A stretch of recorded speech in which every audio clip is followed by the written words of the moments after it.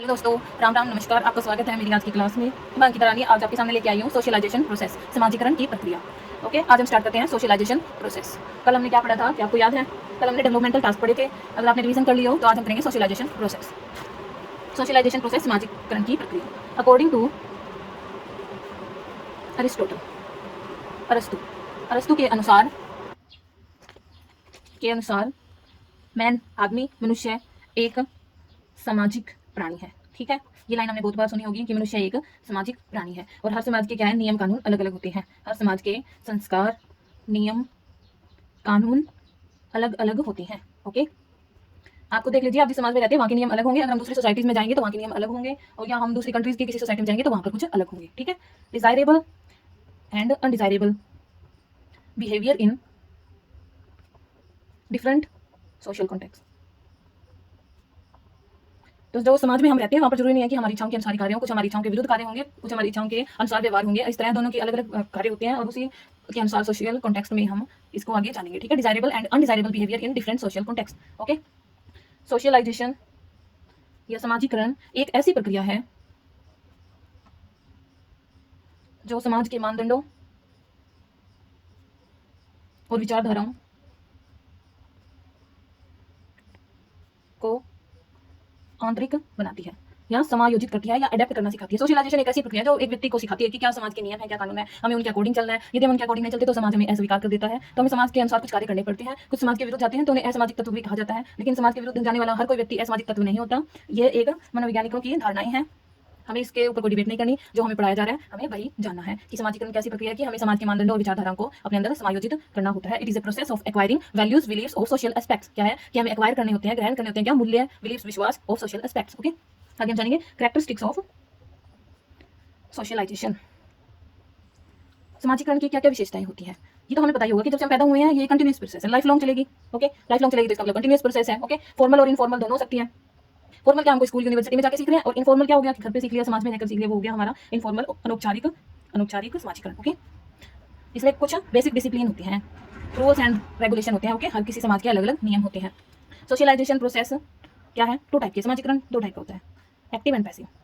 इसे आप तो समझ गए होंगे, सक्रिय और निष्क्रिय। ओके, जिसमें एक्टिवली इन्वॉल्वमेंट होती है बच्चे की वो तो हो गया एक्टिव, और जिसमें इनडायरेक्टली इन्वॉल्वमेंट होती है वो क्या हो गया, पैसिव। एक्टिवली इन्वॉल्वमेंट एक्टिव प्रक्रिया हो गई, पैसिवली इन्वॉल्वमेंट इनडायरेक्टली इन्वॉल्वमेंट क्या हो गई, पैसिव। जैसे स्कूल में कोई टीचर हमें कोई ट्रैफिक रूल सिखा रहा है तो हमें आपस में क्या इंटरेक्शन हो रहा है, टीचर हमें कुछ पढ़ा रहा है वो हमारा इंटरेक्शन हो रहा है। हम अब अपना क्या कह सकते हैं, पैसिवली कह सकते हैं, क्योंकि मैं बोल रही हूँ, आप सिर्फ सुन रही हूँ, तो क्या हो गया, इनडायरेक्टली इन्वॉल्वमेंट हो गया आपका। और जैसे पब्लिक लाइब्रेरी होती है, वहाँ के नियम अपने को पता होता है कि वहाँ पर जाकर शोर नहीं करना होता। कुछ रूल्स एंड रेगुलेशन होती है कि वहाँ की बुक्स उठाओ, इशू करवाओ और फिर पढ़ो और उसे वापस भी करनी होती है। तो वहाँ की कुछ रूल रेगुलेशन होती है, वो हम अपने आप सीख जाते हैं कि वहाँ चुप रहना है, शांति बनाए रखनी है, अगर बोलना भी है तो धीरे धीरे बोलना है। ठीक है, ये हो गया एक्टिव एंड पैसिव। आगे नेक्स्ट पेज पे चलते हैं।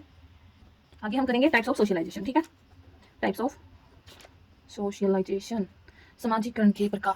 ओके, समाजीकरण के प्रकार क्या होते हैं, एक तो होता है प्राइमरी, एक होता है सेकेंडरी। प्राथमिक और गौण। प्राइमरी पी से आप याद कर लीजिए, पी से परिवार, प्राइमरी पी से परिवार। ठीक है, ऐसे कहते हैं कि बच्चे का पहला स्कूल परिवार ही होता है और पहली अध्यापक उसकी माँ होती है, माता पिता ही उसके क्या होते हैं, शुरू में अध्यापक होते हैं, उनके गुरु होते हैं। ठीक है, ऐसे सेकेंडरी, ऐसे स्कूल। ओके, आसपास का पड़ोस हो गया, और समाज का बाहरी कुछ भी हो गया, मतलब बाहर जो बच्चा जाता है वैन में अगर बाहर कुछ देख भी रहा है तो वो भी उसका समाजीकरण हो रहा है, वो क्या है, उसका सेकेंडरी है। मास मीडिया है, बच्चा उसमें डायरेक्टली इन्वॉल्व होता नहीं है तो वो भी क्या उसमें डायरेक्ट वो आ जाएगा सेकेंडरी। ओके, एक होता है एंटीसिपेटरी सोशलाइजेशन। ये होता है कि जिस ग्रुप में बच्चे ने मतलब पार्टिसिपेट कर लिया उसके जैसी एक्टिविटी करेगा। जैसे अब कोई आंदोलन में हमने, मान लो कोई भगत सिंह आंदोलन में हमने पार्टिसिपेट कर लिया कि आज हमारा मुद्दा है कि आज हम पेड़ लगाएंगे कोई स्पेसिफिक एरिया में जाके, तो अपना हम उसी ग्रुप जैसी एक्टिविटी करेंगे। क्या करेंगे कि हमें पेड़ लगाने हैं, ये करना चाहिए, वो करना चाहिए। तो जिस ग्रुप में शामिल हुए, जिस ग्रुप को आपने एक्सेप्ट किया, इंक्लूड किया, क्या आप उसकी जैसी एक्टिविटी करते हो। ठीक है, जिस भी ग्रुप में शामिल होगे, जिस भी ग्रुप में शामिल आपने होना है उसकी जैसी एक्टिविटी। ठीक है, जिस भी ग्रुप में शामिल होगे वैसी एक्टिविटीज करना। नेक्स्ट क्या है, री सोशलाइजेशन। इसका आपको नाम से पता चल रहा होगा कि दोबारा समाजीकरण करना। जैसे 10 साल तक अगर बच्चा नॉर्मल स्कूल में जा रहा है, मतलब को एजुकेशन नहीं है, मतलब बॉयज बॉयज का स्कूल है या गर्ल्स गर्ल्स का स्कूल है, अगर उसको कोएड में भेजेंगे, ऐसे स्कूल में भेजेंगे जहाँ पर लड़के लड़के दोनों पढ़ाए जाते हैं, तो उसको थोड़ी सी शुरू में दिक्कत होगी, पर वो धीरे धीरे सीख जाएगा। तो क्या हो रहा है, उसका री सोशलाइजेशन हो रहा है। और जैसे किसी बच्चे का आर्मी में सिलेक्शन हो गया, ठीक है, अब वो आर्मी में जाने के बाद उसके क्या डिसिप्लिन होंगी, वहाँ का मतलब सब कुछ अलग होगा, वहाँ के तो कोड वगैरह उनके खुद के होते हैं। तो क्या है, वहाँ पर उसका रीसोशलाइजेशन हो रहा है, अपने समाज से बाहर जाकर उसका रीसोशलाइजेशन हो रहा है, वहाँ पर बहुत ज्यादा डिसिप्लिन वगैरह होता है, तो उसका रीसोशलाइजेशन होगा आर्मी में। ठीक है, दोबारा से समाजीकरण होना, क्या, दोबारा से समाजीकरण। अंडरस्टैंड। अब थर्ड क्या है, थर्ड है संस्कृतिकरण। संस्कृतिकरण को क्या कहते हैं, एनकल्चरेशन। क्या? एनकल्चरेशन, संस्कृतिकरण। कोई दूसरी संस्कृति को एक्सेप्ट करना। ओके, कोई दूसरी संस्कृति को एक्सेप्ट करना। जैसे बच्चा अपने माँ बाप के साथ रहता है 10-11 साल तक, इंडिया में रह रहा है, और बाई चांस उनके पेरेंट्स को दूसरी कंट्री में जाना पड़े, यूएस, अमेरिका, इंग्लैंड, कहीं भी जाना पड़े, तो वो वहाँ पर रहना शुरू कर देगा, तो उसे वहाँ की संस्कृति को अपनाना ही पड़ेगा। तो उसका वहाँ पर क्या हो रहा है? संस्कृतिकरण। उसके कल्चर में बदलाव आ रहा है, जो उसका आसपास का सारा माहौल है सब चेंज हो जाएगा। तो ये क्या हो गया? एनकल्चरेशन, संस्कृतिकरण। अब आगे हम करेंगे एजेंट्स ऑफ सोशलाइजेशन। ओके, आप खुद सोचिए आपके आसपास क्या क्या आपके सोशलाइजेशन में क्या क्या आता है। सबसे पहले तो आपका क्या आएगा? सोचो, क्या आएगा? फैमिली। फैमिली सबसे ऊपर है, सबसे ऊपर फैमिली आएगी। फिर स्कूल। स्कूल में क्या दी जाती है? एजुकेशन। तो क्या? एजुकेशन सिस्टम भी अपना एजेंट्स ऑफ स्कूल है। अपना क्या? रिलीजन। हर धर्म में अलग बातें सिखाई जाती हैं, चाहे उनका मोटिव एक ही हो, पर हर किसी के धर्म का सम्मान करना चाहिए और हर किसी का धर्म अलग है। तो ये भी क्या है? एजेंट्स ऑफ सोशलाइजेशन है। बच्चों का पीयर ग्रुप। बच्चा जैसे ग्रुप में रहता है वैसा ही बिहेव करता है। ओके, फिफ्थ क्या हो गया? Economic status. पेरेंट्स का कैसा इकोनॉमिक स्टेटस है, गरीब अमीर जो भी है। सिक्स्थ क्या हो गया? Legal system. देश में कैसा कानून है। ऐसे तो नहीं कि रेड लाइट क्रॉस कर दी तो क्या बच्चे मतलब उसने देखा कि उसके पिता ने रिश्वत देकर आगे चले गए, तो ये लीगल सिस्टम ऐसा है तो बच्चे पर गलत असर होगा। लैंग्वेज। लैंग्वेज कैसी है? एथ मीडिया। अपने मीडिया में क्या क्या बातें चल रही है, कैसे मुद्दों को उठाया जाता है, ये क्या है? सोशलाइजेशन के एजेंट्स हैं। आगे हम कर लेते हैं ब्रेनर की इकोलॉजिकल सिस्टम। ओके, ब्रेनर का इकोलॉजिकल सिस्टम। ब्रेनर का पारिस्थितिकी तंत्र। ब्रेनर का इकोलॉजिकल सिस्टम, या क्या कह सकते हैं? ब्रेनर का पारिस्थितिकी तंत्र। इसको कहते हैं ब्रेनर, पर इसको शॉर्ट फॉर्म में ब्रेनर ही कह देते हैं। इसने क्या है? 5 सिस्टम दिए हैं बच्चे के सोशलाइजेशन को समझने के लिए। क्या दिया है? इसको हम ट्रिक से याद कर लेंगे, MMEMC। ठीक है, MMEMC। बीच में क्या होगा? हमेशा चाइल्ड होगा। ठीक है, चाइल्ड के बाद में पहला M ले लेते हैं, फिर दूसरा M, फिर तीसरा M, फिर फोर्थ, फिर C। MMEMC। ओके, अब इसको एक्सप्लेन कर देती हूँ मैं। M से क्या आएगा? माइक्रो। माइक्रो यानी लघु। जो बच्चे का इमीडिएट एनवायरनमेंट होगा। इमीडिएट एनवायरनमेंट में आप देखो बच्चा सीधा इंटरेक्शन किस से करता है? फैमिली से करता है, स्कूल से करता है, अपने पीयर ग्रुप से, टीचर से। ये क्या है? बच्चा इनसे सीधा इन्वॉल्व होता है, सीधा बात करता है, तत्काल संबंध है। ठीक है, इमीडिएट रिलेशन है, तत्काल संबंध। ठीक है, इन संगठन से जो ये इनसे बातें कर रहा है, कैसी अंतक्रिया कर रहा है, इससे बच्चे पर असर होगा। अगर अच्छा पोषण मिलेगा तो बच्चा ग्रो करने में मदद करेगा। इसमें पोषण की बात कहां से आ गई? कि पीयर ग्रुप होता है। अगर देखेंगे कि एक बच्चा कह रहा है कि मैं ये खाना नहीं खाऊंगा, तो दूसरा उसको देखकर ऐसे सोचेगा कि ये नहीं खा रहा तो मैं भी नहीं खा रहा, ये चीज ले रहा तो ये भी मैं लूंगा। तो क्या है? इसमें बच्चे के ऊपर असर पड़ता है और ये ग्रो करने में मदद करता है। और सबसे नजदीक कौन सा हो गया? सबसे पहले ये आया तो क्या है? माइक्रो मंडल, लघु मंडल क्या है? बच्चे के सबसे नजदीक है। सबसे नजदीक कौन सा है? यही है। ओके, अब सेकंड क्या हो गया?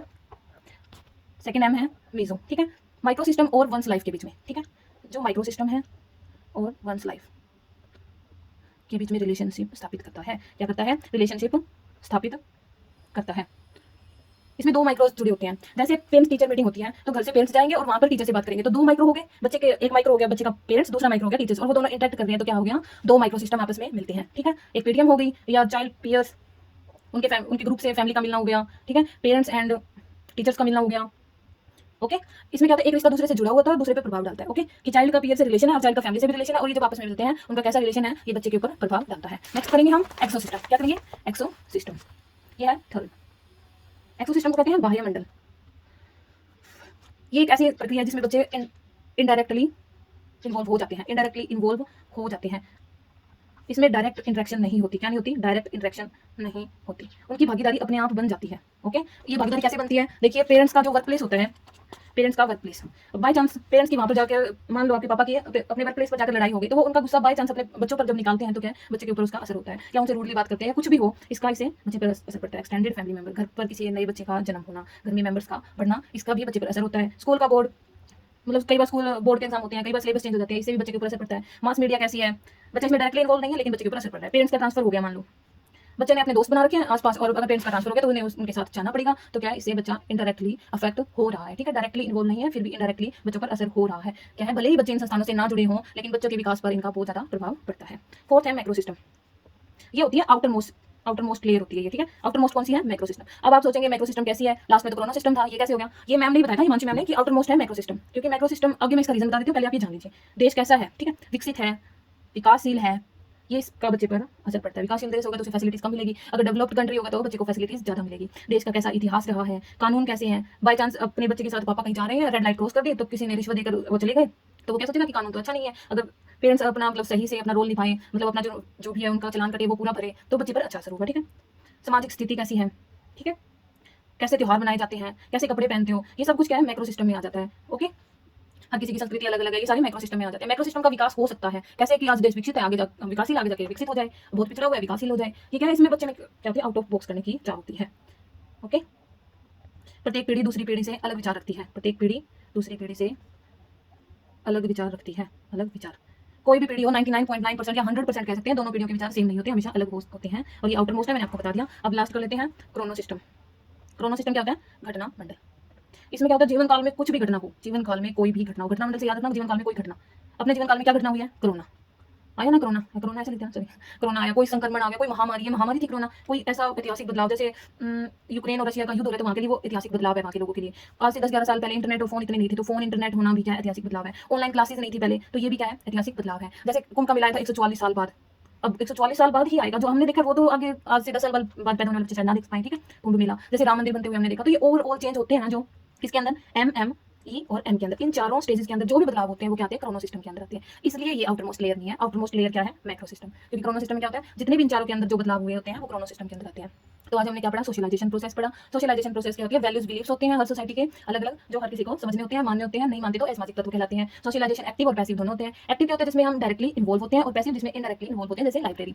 और सोशलाइजेशन के 3 टाइप बताए थे, एंटिसिपेटरी, जिस ग्रुप में शामिल हो वैसी एक्टिविटी करेंगे। सेकंड एनकल्चरेशन, संस्कृतिकरण। और एक और क्या बताया था, एक और रिसोशलाइजेशन, दोबारा सोशलाइजेशन होना, जैसे आर्मी में होता है। ओके, फिर एजेंट्स ऑफ सोशलाइजेशन बताए थे, जैसे फैमिली हो गया, एजुकेशन हो गया, रिलीजन हो गया, पीयर ग्रुप हो गया, इकोनॉमिक स्टेटस हो गया, वैसे मास मीडिया भी इसमें आ सकता है, लीगल सिस्टम हो गया, लैंग्वेज। ओके, ब्रॉन ब्रेनर का जो इकोलॉजिकल सिस्टम मैंने आपको बता दिया क्या है, 5 है, MME MC। एम से माइक्रो सिस्टम जो सबसे नजदीक है, एम से मीजो सिस्टम जिसमें 2 माइक्रो सिस्टम इन्वॉल्व होते हैं, इसे एक्सो सिस्टम जिसमें बच्चा इन्वॉल्व नहीं होता, इनडायरेक्टली अफेक्टेड होता है, एम से मैक्रो सिस्टम कि देश का जो कैसा विकासशील है, कानून कैसे है, संस्कृति कैसी है, वो बच्चे पर असर डालती है। और मैक्रो आउटर मोस्ट लेयर है, सी से क्रोनो सिस्टम जो पूरी लाइफ में घटनाक्रम होता है, सी से क्रोनो सिस्टम है, सी से कोरोना भी है, तो ये आप ध्यान रखना।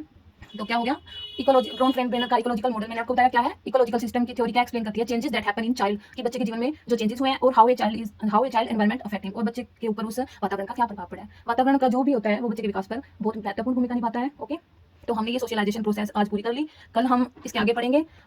नेक्स्ट यूनिट स्टार्ट हो जाएगी, ये यूनिट 1 थी केवीएस के लिए जो आज कंप्लीट होगी, कल सेकंड यूनिट शुरू करेंगे। अगर आपको मेरी क्लास पसंद आई हो तो लाइक शेयर सब्सक्राइब कीजिए, प्लीज सपोर्ट कीजिए, और खुश रहिए, कोशिश करते रहिए। कर्मों का फल हमेशा मिलता है, लेट मिलता है पर जरूर मिलता है, भगवान सबको देखते हैं। आप सब सुखी रहिए, आपके परिवार में खुशियां बनी रहे। धन्यवाद, खुश रहो, आबाद रहो।